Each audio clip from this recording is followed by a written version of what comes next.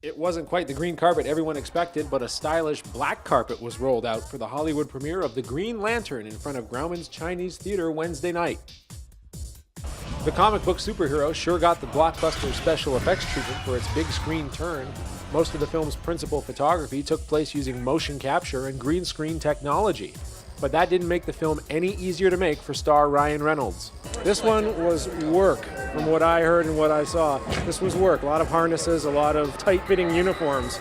Well, it was 6 very challenging months, to be honest with you. I mean, these movies like this are really tough to shoot, and it's almost engineering beyond filmmaking. I mean, it was really kind of an eye-opening experience for me. It's gonna maybe do a little flying today. What do you think? Staying true to the comic book's character's original premise, Reynolds plays hotshot military pilot Hal Jordan, who becomes the first human to be tapped by an extraterrestrial army known as Green Lanterns, who use their extraordinary powers of visualization to combat the menacing forces of the universe.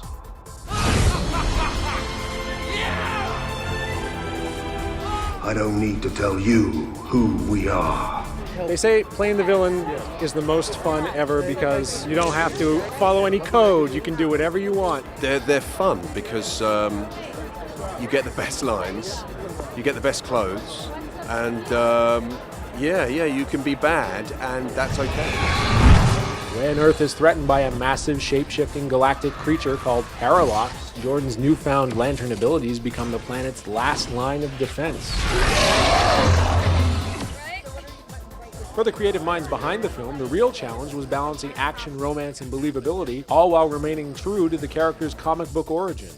We really had to honor the spirit of the comics and honor what the fans know about the character, and it wasn't so much about having a blank slate as it was presenting the character in the best possible way to introduce it to the rest of the world. A lot of people get very cynical about superhero movies and say, oh, they just ask you to pack in all the special effects and all the sci-fi, and that's actually not true. In this one especially, Warner Brothers just really said stay with the character, stay with Hal Jordan, stay with his journey, what he has to learn, what he has to go through, and what makes him a hero. And that's what it was a gift because we could honor that, and the special effects and the sci-fi just come along with the territory. Is Green Lantern one of your childhood favorites? Actually, yeah, it was one of the 2 books that I started reading when I was a kid when I got into comics. X-Men was first and this was second. And the fact that I can tell you that the character's name is Hal Jordan, and he was a jet fighter pilot, worked for Ferris International as a test pilot.